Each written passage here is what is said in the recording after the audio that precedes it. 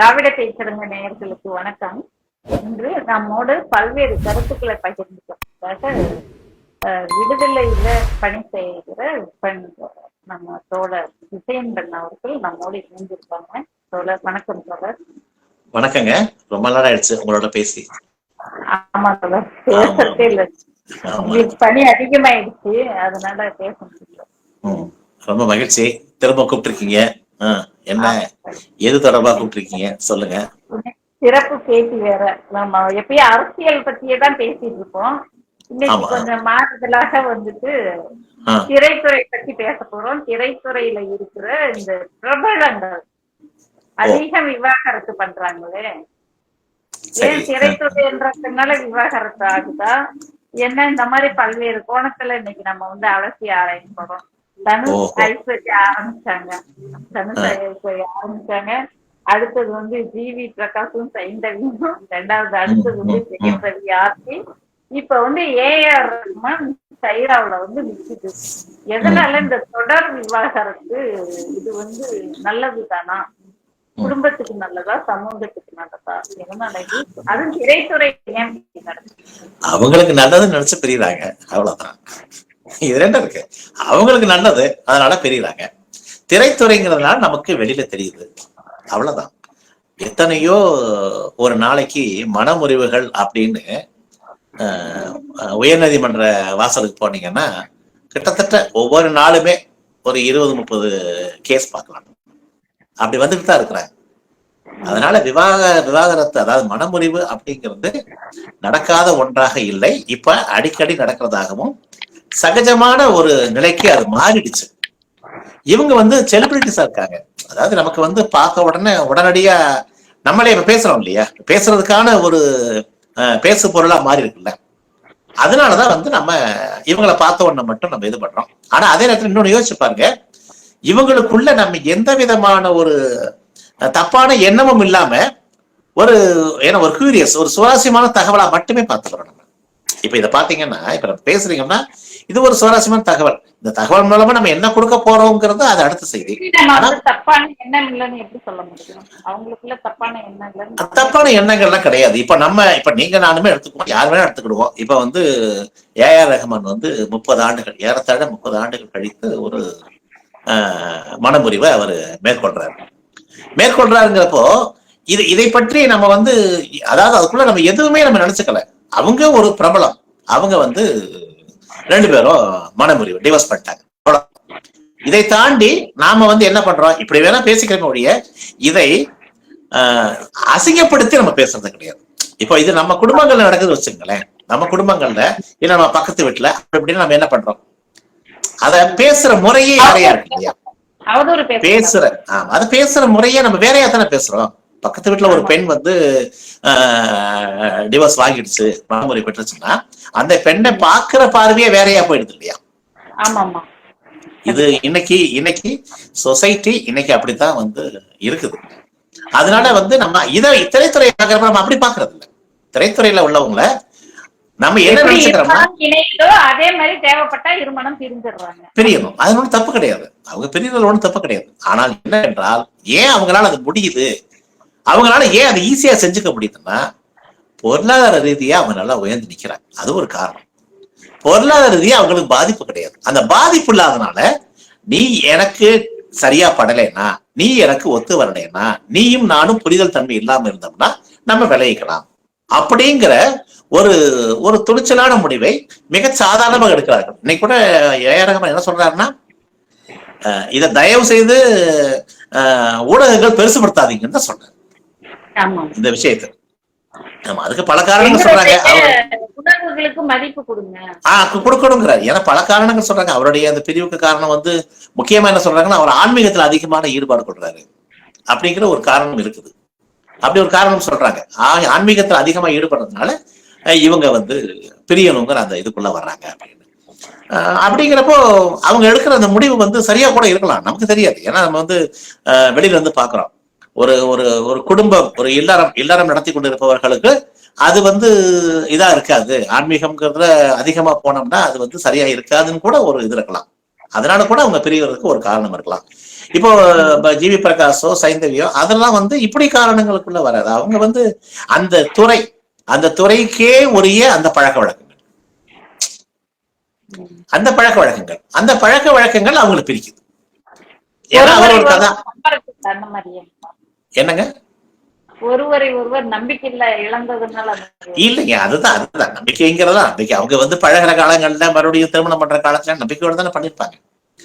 ஆனால் அந்த துறையை பொறுத்தளவுக்கு அந்த நம்பிக்கை அந்த இது வந்து குறைவா தான் இருக்கும் வெளியில. ஏன்னா இப்ப வந்து ஜிவி பிரகாஷ் வந்து ஒரு இசையமைப்பாளராகவே இருந்திருந்தாருன்னா அவருக்கு இந்த நிலை வந்திருக்காரு. அவரை தாண்டி திரைக்குள்ள வந்து ஒரு கதாநாயகனை போறப்போ அவருக்கு வந்து பல கதாநாயகர்களோட பழக்கம் ஏற்படுது. அந்த பழக்கத்தை வந்து இவர்கள் எப்படி பார்க்கிறார்கள் பொறுத்து, அதாவது அவங்க வாழ்வினையரோ இல்ல அவரோ அவங்க எப்படி நடந்துக்கிறாங்க எப்படி பார்க்கிறாங்க பொறுத்த விஷயம் தான் அது. நீங்க திரைத்துறையில பாத்தீங்கன்னா பெரும்பாலும் அவர்களுடைய இந்த மனமுறிவுக்கான முக்கிய காரணமாக என்னவாக இருக்கும் என்றால், முதலில் அந்த இருவருக்குள் இருக்கின்ற அந்த புரிதல் தன்மை, அதாவது ஒரு சந்தேகத்துக்கு இடமில்லாத புரிதல் தன்மை இல்லை. சந்தேகம்ங்கிறது ஐயம்ங்கிறது எட்டி பார்க்குறீங்க. அப்போ ஏன்னா அது திரைத்துறை நல்லா தெரியும் நமக்கு. திரைத்துறையில வந்து எப்படி இருப்பாங்க ஆண்களாகட்டும் பெண்களாகட்டும், அவர்கள் எப்படி நடந்து கொண்டால் அந்த திரைத்துறையில் அவர்களால் நீடிக்க முடியும் அப்படின்னு ஒண்ணு இருக்கு இல்லையா? அதுதான் வந்து இங்க வந்து ஒரு சிக்கலா போய் முடியுது. அதனால நமக்கு வந்து இதுல வந்து நம்ம எதையை வந்து சில பேரை நம்ம வியப்பா பார்க்கலாம். சூர்யா, ஜோதிகா இது மாதிரி இது ரொம்ப ரொம்ப குறைவு. அந்த காலத்துல நான் சொல்லணும்னா புஷ்பலதா, ஏவிஎம் ராஜன் அப்படின்னு ஒரு இணை இருந்தது. தெரியுங்களா? புஷ்பலதா, ஏவி ராஜன் இன்னைக்கு வரைக்கும் சேர்ந்துருக்கிறாங்க. ஆமா, இது மாதிரி எல்லாம் வந்து ரொம்ப குறைவு. எம்என் ராஜன், ஏஎல் ராகவன் இவங்க எல்லாம் கடைசி வரைக்கும் வாழ்ந்தவங்க, ஒன்னா வாழ்ந்தவங்க. அப்ப அதே மாதிரி இது மாதிரி வந்து இல்லாம இப்போ இந்த மாதிரி இல்லாம அந்த காலங்கள்லயே வந்து உடனுக்குடனே வந்து பிரிந்து போனவர்கள்லாம் உண்டு. இப்ப KP சுந்தராம்பாள் இருக்காங்க, அந்த மாதிரி இருந்தாங்க இல்லையா? அவங்க கிட்டப்பா அவங்க வந்து வாழ்ந்த கொஞ்ச காலம் தான் பிரிஞ்சுட்டாங்க. எல்லாத்துக்குமே அடிப்படை என்கிறது என்னன்னா இதுதான் முக்கியமான காரணம். திரைத்துறையில் இருக்கின்ற அந்த பழக்க வழக்கங்கள் தான் முக்கிய காரணம், வேற எதுவுமே கிடையாது. அந்த பழக்க வழக்கங்கள்னால அவங்க பிரிகிறாங்க. நமக்கு வந்து அது ஒரு பேசுபொருளா இருக்குது. ஆனால் என்னை பொறுத்தளவில் அவங்க திரைத்துறையில இருக்கிறாங்க, அவங்க பிரிகிறாங்க, மறுபடியும் இன்னொருத்தோட இணையறதையும் நம்ம சாதாரணமாக தான் எடுத்துக்கணும் இல்லைங்களா? இப்ப அவங்க அடுத்த திருமணம் பண்றாங்க, 3வது திருமணமும் பண்றாங்க, 4வது திருமணம் பண்ணுவாங்க, ஆனா சாதாரணமாக எடுத்துக்கிடுவோம். ஆனால் வந்து பாத்தீங்கன்னா இப்ப நம்ம என்ன பண்றாங்கன்னா இந்த ஆன்லைன் நம்ம இணையதளம் வந்து நமக்கு வந்து இருக்கிறவங்க, நம்மை போன்றவங்க, யூடியூபர்ஸா இருக்கிறவங்க, மற்றவர்கள் எது வேணாலும் எழுதலாங்கிறவங்க எல்லாம் என்ன பண்ணிடுறாங்கன்னா அவர்களுடைய வாழ்க்கையை பற்றி ரொம்ப கொச்சைப்படுத்தி எழுதுவது. இப்ப எடுத்துக்காட்ட சொல்லணும்னா நயன்தாரா இருக்கிறாங்க, அவங்களுடைய வாழ்க்கையில அவங்க வந்து இப்போ ஒரு திருமண வாழ்க்கைக்குள்ள இருக்கிறாங்க. முதல்ல அதுக்கு முன்னாடி அவங்க காதல் செஞ்சிருக்கிறாங்கன்னு ஒரு இது இருக்குது. அந்த காதலுக்கான முறிவும் ஏன் ஏற்பட்டதுன்னு அது அவங்க விளக்குறாங்க, நல்லா தான் இது பண்ணிருக்காங்க. அதுல ஒன்றும் அது அவர்களுடைய உரிமை. அந்த உரிமையை வந்து நாம வந்து மதிக்கணுமே ஒழிய அவர்களை உடனே கொச்சைப்படுத்தியோ கேவலப்படுத்தியோ, இது இவங்களுக்கு மட்டும் இல்ல, அந்த காலத்துல எடுத்து நடிகை எடுத்தீங்கன்னா லட்சுமிக்கும் அதே பாடுதான், ராதிகாவுக்கும் அதே பிரச்சனை இருக்குது. இவங்களுக்கெல்லாம் இந்த பிரச்சனைகளை வந்து ஆனா என்னன்னா அவங்க அதையும் தாண்டி வந்து வெற்றி பெறுகிறாங்க. அதுதான் வந்து தேவை. பெண்களுக்கு அந்த இதுதான் வேணும், அவசியமா தேவை. நான் என்னால முடியும், நீ என்ன நினைச்ச எனக்கு என்ன, வாழ்க்கையை நமக்கான எடுத்திருக்கிறாங்க. இப்ப பாத்தீங்கன்னா நெட்ஃபிளிக்ஸ்ல வந்து அவங்களுடைய இதுல வந்து அவங்களுடைய பழைய இதையும் சொல்றாங்க. பழையது என்ன, எதனால அந்த பிரிவுக்கான காரணத்தையும் சொல்லி இதெல்லாம் இது பண்ணி பண்றாங்க. அது ஒன்றும் அவங்க எதுக்கும் வந்து எதையும் வந்து மறைக்கல, நம்மளும் பார்த்திருக்கிறோம். அதனால எதையும் மறைச்செல்லாம் அவங்க பேசிக்கல, நல்லா இது பண்றாங்க. இன்னைக்கு அவங்க 2 பேரும் சேர்ந்து வாழ்ற வாழ்க்கை வந்து நல்ல வாழ்க்கையா தான் இருக்கு. இன்னொரு விஷயம், வாடகை தாய்முறையும் அவங்க அமல்படுத்தி அவங்க ஒரு பெண்ணாக இருந்து அவங்க திரை பிரபலன்றத பாதிக்காத அளவுக்கு பாத்துக்கிறாங்க. ஒரு நல்ல ஒரு பெரியார் ஒரு பெண் எப்படி இருக்கும்னு நினைச்சாரோ ஏறக்குறைய அதுக்கு தகுந்த மாதிரி அவங்க இருக்காங்களோன்னு எனக்கு தோணுது. இன்னைக்கு லேடி சூப்பர் ஸ்டார் இல்லையா அவங்க பெரிய ஒரு அளவுல மிகப்பெரிய திரைத்துறைய ஆள்றாங்க, இது பண்றாங்க. ஆனாலும் அதற்கான எதிர்ப்பு ஆண்களிடமிருந்து மிகப்பெரிய கடுமையான எதிர்ப்பெல்லாம் வரத்தான் செய்யுது. அந்த எதிர்ப்புங்கிறது என்னன்னா, நிறைய அந்த எதிர்ப்பு தெரிவித்தாங்க. ஆமா, அந்த எதிர்ப்பு என்னவா எப்படி வருதுன்னா கொச்சைப்படுத்தி எதிர்ப்பாரு. இப்ப போய் போனோம்னா நம்ம முகநூல்ல உள்ள நுழைஞ்சு வச்சுக்கோங்களேன், அது என்ன வருதுன்னா எக்கச்சக்கமா வருது. என்னென்னமோ அவங்களை பற்றிய பதிவு, அவங்க அப்படி இப்படி அது இது. அதுல ஏற்கனவே இந்த யூடியூபர்ஸா இருக்கிறவங்க அவங்களுக்கு அவங்களுக்கு முன்பகை இருக்கும், இல்லைன்னா அவங்களுக்கு இவங்களுக்கு ஆகாதா இருக்கும். இது மாதிரி எவ்வளவோ காரணங்கள் இருக்கும். அந்த மாதிரி காரணங்களோட வச்சுக்கிட்டு அவங்களை பற்றி தப்பான ஒரு எண்ணங்களை பரப்புறது, இது பண்றது. நமக்கு யாராக இருந்தாலும், அது ஆணாக இருந்தாலும் சரி, பெண்ணாக இருந்தாலும் சரி, அது அவர்களுடைய வாழ்வு தொடர்பானது. அவங்க ஒரு காதலோ ஒரு திருமணமோ அது அவங்க தொடர்பானது. இதற்குள்ள மூன்றாம் மனிதர்களுக்கு வேலை இல்லைங்கிறதா இதுதான் ஐயா சொன்னது. ஒரு இருவர் இறையராக என்றால், ஒரு ஆண் பெண் இறையராக என்றால் அதில் மூன்றாவது மனிதருக்கு வேலையே கிடையாது. அப்படித்தான் நம்ம எடுத்துக்கணும். இது ஒரு புறம். இன்னொரு புறம், இப்படி நடக்கின்ற அந்த மனமுறிவு இருக்கிறது இல்லையா, இது இவங்களை மட்டும் நான் சொல்லல, பொதுவா சொசைட்டி, இந்த நாம வாழ்கின்ற இந்த வாழ்வியல் சூழ்நிலைகள்ல இப்போ அதிகமா மனமுறிவு நடக்குது. இது என்னன்னா, நாங்க ஒரு ஒரு திருமண நிலைய மேற்பார்வையில இருக்கிறதுனால எங்களால அதை இதாவே சொல்ல முடியும். அதிகப்படியான நிறைய பேர் டிவோர்ஸ் ஆனவங்க நம்மகிட்ட ஆணை திருமணம் செய்வதற்காக வருவதோ, பெண்ணை திருமணம் செய்வதோ, இதெல்லாம் நிறைய இருக்குது, இப்போ நிறைய நடக்குது. இதில் நாங்களே ரொம்ப அவங்கள்ட்ட வந்தாங்கன்னா உட்காந்து பேசுவோம், என்ன எதனால அந்த திருமணம் ஏன் முடிஞ்சது, ஏன்னா எங்களுக்கு இந்த கேள்வி எப்பயுமே உண்டு. அதனால இதுக்கு ஏன் அந்த முடிஞ்சதுங்கிறப்போ மிக சாதாரணமாக முன்னெல்லாம் பெண்கள் சொல்ல தயங்குகின்றதை இப்ப பட்டவர்தான் போட்டு உடைக்கிறாங்க. ஏங்க அவன் ஆம்பளையே கிடையாதுங்க. இது மனைவியெல்லாம் சொல்ல மாட்டோம். நம்மளுடைய இந்த நம்ம பண்பாடுன்னு சொல்றோம் இல்லையா, கலாச்சாரம் சொல்லிக்கிறோம் இல்லையா, இந்திய பண்பாடு, இதுல சொல்லவே மாட்டாங்க. ஆண் எவ்வளவு மோசமான ஒரு தன்மை உடையவனாகவும் அவனுக்கு எதுவுமே இல்லை, அவன் ஒரு பெண்ணோட வாழ தகுதி இல்லைன்னா கூட மறைச்சுக்கிட்டு இவங்க வாழ்நாள் முழுக்க கழிப்பாங்க. ஆனா இப்ப அப்படி கிடையாது. அதற்கு காரணம் என்னன்னா, அவர்களுக்கான கல்வி, அவர்களுக்கான பொருளாதாரம், இந்த இரண்டும் அவர்களை செம்மைப்படுத்துது, அவர்களை சுயமா சிந்திக்க வைக்குது, தனித்து இயங்க வைக்குது. இப்ப பெற்றோர்களே அதை மறுக்கிறாங்க, வேண்டாம் நீ என்ன இப்படி பண்ணிட்டியன்னு கேட்டா கூட அவங்கள விட்டுட்டு வெளியில போய் ஒரு தங்கு விடுதியில போய் தங்குறதுக்கான ஏற்பாடுகள் இருக்குது. இன்னைக்கு அரசு வரைக்கும் செஞ்சு கொடுக்குறாங்க. அதனால போய் யாரு வேணாலும் மகளிர் போய் தங்கிக்கலாம். அங்க இருந்துகிட்டே நிறைய பேர் தங்களுடைய வாழ்க்கையை நடத்துறாங்க. இந்த பக்கம் பெற்றோர்களையும் அவங்கள ஏத்துக்கிட்டு இருக்க மாட்டாங்க, அவங்களும் ஒத்துக்கிட்டு இருக்க மாட்டாங்க. இப்படி பண்ணிட்டாலே பாருங்க, எங்க நமக்கு இது ஒரு சிக்கல் வருமா, குழந்தைகள் அப்படின்னு இருக்கிறாங்க பாருங்க, அவங்களுடைய குழந்தைகளா இருக்கிறவங்க இருக்கு, அவங்களுக்கான அந்த ஒரு பிரச்சனையாக இதை அணுகி பார்த்தோம்னா இதுல நம்ம எல்லாருக்குமே ஒரு சண்டை வரும். ஏன்னா நம்ம எல்லாருமே குழந்தைகளை பாக்குறப்ப குழந்தைகள் அன்புக்கு இயங்குகிறார்கள், குறிப்பா தாய் தந்தையினுடைய. ஆமா ஆமா, அதனால அந்த அன்புக்கு இயங்குகின்ற அந்த குழந்தைகள் அது கிடைக்காத போது இந்த சமுதாயம் அவர்களை எப்படி மாற்றுகிறதுன்னு நம்ம ஒண்ணு பார்க்க வேண்டியிருக்கு. இதுதான் இங்க இதுல உள்ள ஒரு நம்ம நினைச்சு பார்க்க வேண்டிய ஒரு விஷயமா தான் இருக்கு. ஆனால் அதுவும் கூட இப்ப அவர்களுடைய பிள்ளைங்களே எங்க அப்பா இப்படி செஞ்சுக்கிட்டாரு, எங்க அம்மா இப்படி செஞ்சுக்கிட்டாங்க, இதை நாங்க தப்பா நினைக்கல, தயவு செய்து நீங்க யாரும் அதை பற்றி பேசாதீர்கள், எழுதாதீர்கள் வர்றாங்க. இது மிகப்பெரிய மாற்றம். இந்த மாற்றம் அவசிய தேவை. இது மாதிரியான ஒரு புரிதல் குழந்தைகளுக்கு விட்டதென்றால் உண்மையில் மனமுறிவு பெருகும். இதுல ஒன்றும் சந்தேகமே வேண்டாம், மனமுறிவு பெருகும். குழந்தைகிட்ட அப்படி இல்ல. ரெண்டாவது, நீங்க இப்ப சொன்ன பாயிண்ட் எல்லாம் ஓரளவுக்கு கரெக்டா தான் இருந்தது. எல்லா குழந்தைங்களும் அப்படி இல்ல, அது ஒரு விஷயம் இல்ல. அதான் முதல்ல சொன்னேன், நான் முதல்ல அதான் சொன்னேன், எல்லா குழந்தைகளும் அப்படி கிடையாது. நிச்சயமாக தாயை இழக்க விரும்பாதவர்கள், தந்தையை இழக்க விரும்பாதவர்கள், இருவரும் சேர்ந்திருந்தால் மட்டுமே அப்படின்னு இருக்கக்கூடிய குழந்தைகள் நிறைய உண்டு. ஆனா நான் என்ன சொல்றேன்னா, அவங்களுமே மாறணுங்கிறதா சொல்றேன்.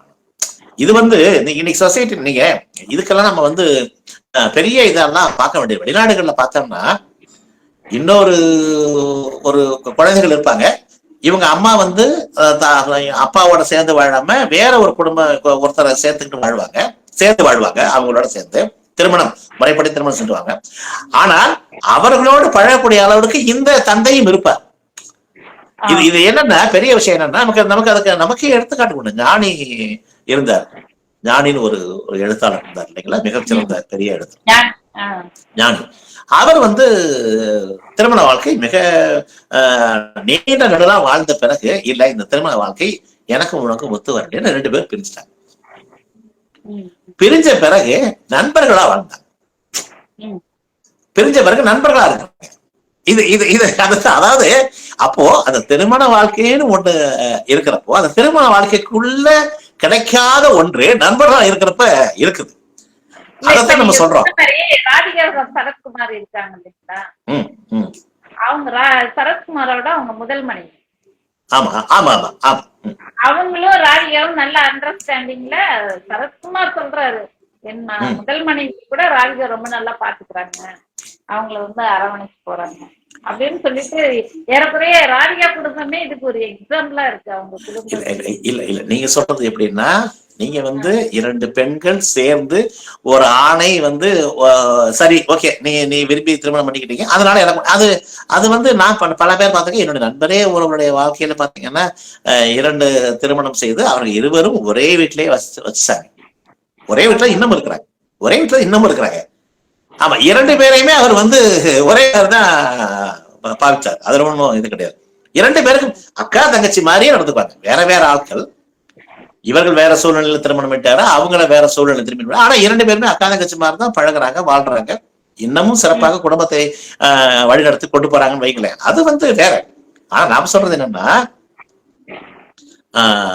ஒரு ஆணும் ஒரு பெண்ணும் சேர்ந்து வாழ முடியாமல், அது திருமணமாகி சேர்ந்து வாழ முடியாமல் வேண்டாம் அப்படின்னு டிவோர்ஸ் வாங்கின பிறகு அப்புறம் நண்பர்களா சேர்ந்து வாழ முடியுது.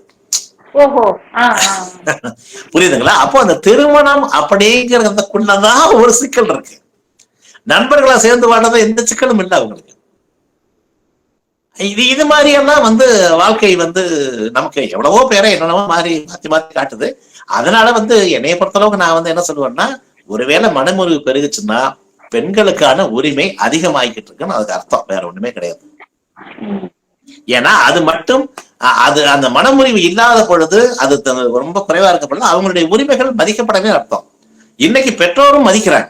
இன்னைக்கு பெற்றோரும் நிறைய பெற்றோர்கள் வந்து ஏத்துக்கிட்டாங்க வந்து திருமணத்தை வந்து அந்த முதல் திருமணத்தை வந்து மனமுறிவு ஏற்பட்ட பிறகு மறுபடியும் வந்து இன்னொரு திருமணத்துக்கு பெற்றோர்களே வந்து என் பொண்ணுக்கு வந்து 2வது திருமணம் பண்ணணுங்க அப்படி வர்றாங்க.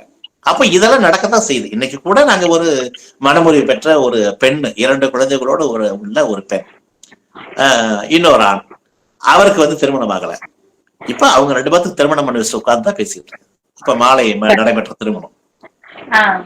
அதனால இது ஒண்ணும் மனமுறிவுலாம் ஒரு பக்கம் இது வந்து திரைத்துறையில ரொம்ப ஈஸியா நடக்குது.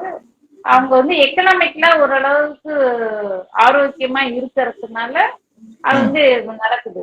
ஆனா இந்த கிராம சைட்ல இருக்கிற குடும்பங்களும் கொஞ்சம் ஏழ்மையான பொருளாதார ரீதியா வீக்கா இருக்கிறவங்களும் எவ்வளவுதான் பிரச்சனையா இருந்தாலும் வேற வழியே இல்லைன்ட்டு அப்படியே இருக்காங்க. அதுவும் இல்லைங்க, அதுதாங்க. இப்போ நீங்க வந்து இப்ப அவர்களுடைய சூழல் என்னன்னா பொருளாதார, அதான் சொல்றேன், பொருளாதார சூழல அவங்க உயர்ந்து அவங்க யாரையும் ஒருத்தவங்களை சார்ந்து நிக்க வேண்டிய கட்டாயம் இருக்கு. அந்த நிலைமையில அவங்க இருக்கிறப்ப கிராமப்புறங்கள்ல பெரும்பாலும் அப்படி இருக்கிறாங்க. அப்ப சேர்ந்து நிற்க வேண்டிய கட்டாயம் இருக்கிறப்ப அவங்களால வேற ஒண்ணுமே பண்ண முடியல. அப்போ என்னவாகனாலும் ஒரு ஆண் என்ன செஞ்சாலும் அவனை சகித்து கொண்டு வாழ்றதே வாழ்க்கை அப்படிங்கிற மாதிரி போயிடுறாங்க. ஆமா. ஆனா நீங்க இன்னொன்னு கவனிங்க, ரொம்ப அடித்தட்டு மக்கள் இருக்காங்கல்ல, அவங்க மிக சாதாரணமாக இதை கடந்து போயிடுவாங்க. நீங்க நகர்ப்புறங்கள்ல இந்த இதுல பிளாட்ஃபார்ம் இதுல எல்லாம் வசிக்கிறாங்க இல்லையா, நீங்க அவங்களே கவனிச்சு பாருங்க, அவங்க மிக சாதாரணமா இதை கடப்பாங்க. இப்ப நீங்க அவங்க சேர்ந்து வாழ்ந்துகிட்டு இருப்பாங்க, உனக்கு எனக்கு பிடிக்கலையா போடி அப்படின்ட்டு போயிட்டு அவங்க 2 பேரும் வேற வாழ்க்கைக்கு தேர்ந்தெடுத்து போயிடுவாங்க. அதுல அவங்களுக்கு எந்த சிரமமும் சிக்கலும் இல்லை. ஆனா இது வந்து அப்படி இல்லை, கிராமப்புறங்கள் அப்படி கிடையாது. அது வந்து அந்த ஒரு பொருளாதார சூழல் வந்து சரியாக இல்லாதனால இன்னமும் அந்த கட்டுப்பட்டித்தனமான வாழ்க்கை முறை அங்கே ஆதரிச்சு கொண்டே இருப்பதனால மத கட்டுப்பாடுகள், அதான் மதமும் கடவுளும் அவங்களை கட்டுப்படுத்தி வைப்பதாலும் இந்த இது வந்து இன்னும் கிராமப்புறங்கள் நீங்கள கூடிய சீக்கிரம் நீங்கும். காரணம் என்னன்னா, இது இப்ப இருக்கக்கூடிய இந்த உலகளாவிய இந்த உலகளாவிய மயமால் கண்டிப்பாக நிச்சயமாக மிக சீக்கிரமே மாற்றங்கள் நடக்கத்தான் செய்யும். எல்லா புறமும் இந்த மாற்றங்கள் நடக்கும். ஏன்னா இதை நம்மளே மாற்றங்கள் வரும். இதை நாமளே பாக்குறோம். ஏறத்தாழ 2000 ஆண்டுகள் 1990 வரைக்கும் இருந்ததை விட அதற்கு பிறகு இருக்கின்ற வளர்ச்சியை பார்த்தாலே நமக்கு தெரியும்.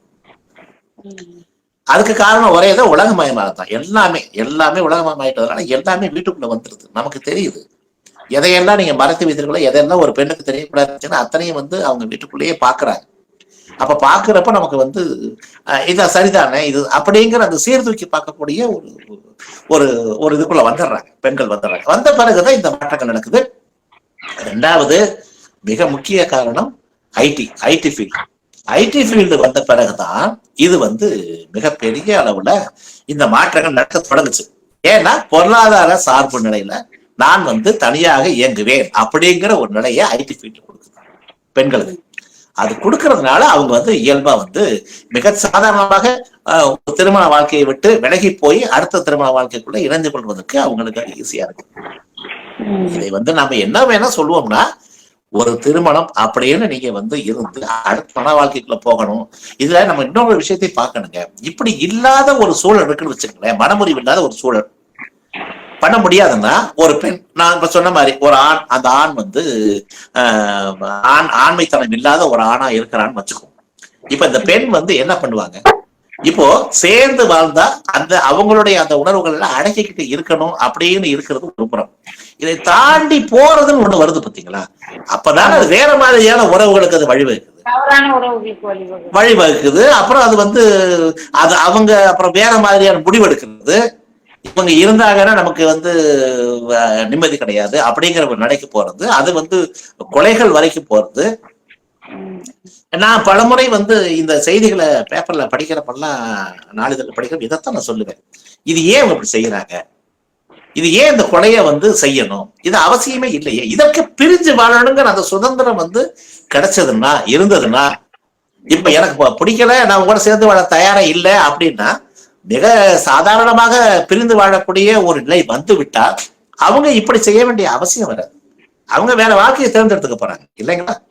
அந்த வாழ்க்கை முறையை தேர்ந்தெடுப்பதற்கும் நிச்சயமாக நாம நிச்சயமா அதை சரின்னு தான் சொல்லணுமே ஒழிய, இந்த மாதிரியான விஷயங்களுக்குள்ள போய் சிக்காதீங்க, கொலை அளவுக்கெல்லாம் போற அளவுக்கெல்லாம் வச்சுக்காதீங்கன்னு தான் நம்ம சொல்ல வேண்டியிருக்கு.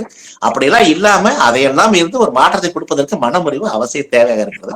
எனவே மனமுறிவு என்பது மிக சாதாரணம். எப்படி திருமணம் என்பதை மிக சாதாரணமாக, நான் இப்ப என்னை பொறுத்தளவுக்கு ஐயா சொல்றதான், திருமணத்தையே கிரிமினல் குற்றமாக்கணும்னாரு. ஏன் சொல்றாரு? இது மாதிரி திருமணம்னாவே அப்புறம் நம்ம ஒரு சுயநலத்துக்குள்ள அடிப்படைக்குள்ள வந்துடும் இல்லையா. அப்படி இல்லாம ஒரு ஒரு பொதுநல பார்வையோட இருக்கணும்னா திருமணங்கள்லாம் கண்டிப்பா கிரிமினல் குற்றமாக்கணும்னு சொன்னாரு. ஆமா, அந்த மாதிரி சொன்னாரு. ஆமா,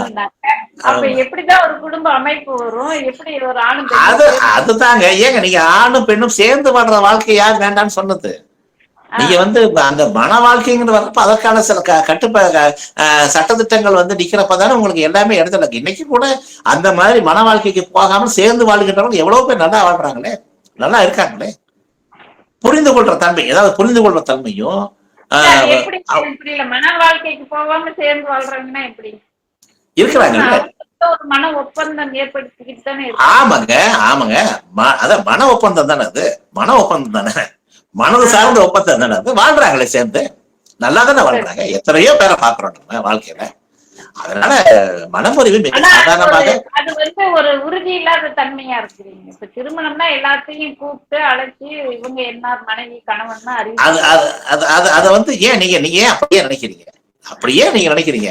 நாம அப்படிலாம் இருக்கவே வேண்டாம்னு சொல்றேன். திருமணம்ங்கிறது எல்லாத்தையும் ஊரை கூட்டி உலகத்தை கூப்பிட்டு எல்லாத்தையும் கூப்பிட்டு நம்ம செலவு பண்ணி ஒரு மிக ஆடம்பரமான ஒரு திருமணத்தை நடத்தி காட்ட வேண்டிய அவசியம் கிடையாது. மிக சாதாரணமாக அது அந்த மாதிரியான ஒண்ணு இல்லாம, ஏன்னா இது முதலில் இருந்தது இப்படிதான் இருந்தது, நமக்கு வாழ்க்கைங்கிறது அப்படிதான் இருந்தது. பிறகு காலங்கள் மாற மாற நம்ம வேற முடிவுக்கு வர்றோம், திருமண முடிவுக்கு வர்றோம். மறுபடியும் திரும்பவும் திருமணம் அல்லாத வாழ்க்கை முறைக்கு நம்ம போகத்தான் செய்வோம். அப்படி போவதன் மூலமாத்தான் நம்ம வேறு மாதிரியான ஒரு கிரிமினல் குற்றங்கள்லாம் நடக்காம நம்ம தடுக்க முடியும், தவிர்க்க முடியும். ஆகவே மனமுறிவு என்பது ஏற்கப்பட வேண்டிய ஒன்று. அது யாராக இருந்தாலும் அவர்கள் மனது சார்ந்த விஷயம், அவர்கள் விருப்பப்பட்டு மனமுறிவை ஏற்றுக்கொண்டால் அதுல போய் நாம போய் தலையிட்டு அதுல போய் ஆராய்ச்சி செய்ய வேண்டிய அவசியம் இல்லை, அதை அசிங்கப்படுத்த வேண்டிய அவசியம் கிடையாது. அவங்க நல்லா வாழட்டும், அடுத்த வாழ்க்கையை தேடி நல்லா வாழட்டும், அவ்வளவுதான். நல்லதுன்னு சொல்ல திருமணம் ரொம்ப மகிழ்ச்சிங்க. விவாகரத்து பத்தி பல கோணங்களை அவசிய ஆராய்ச்சிட்டீங்க. நன்றி, மகிழ்ச்சி சொல்ல. ரொம்ப மகிழ்ச்சிங்க, மகிழ்ச்சி, நன்றி.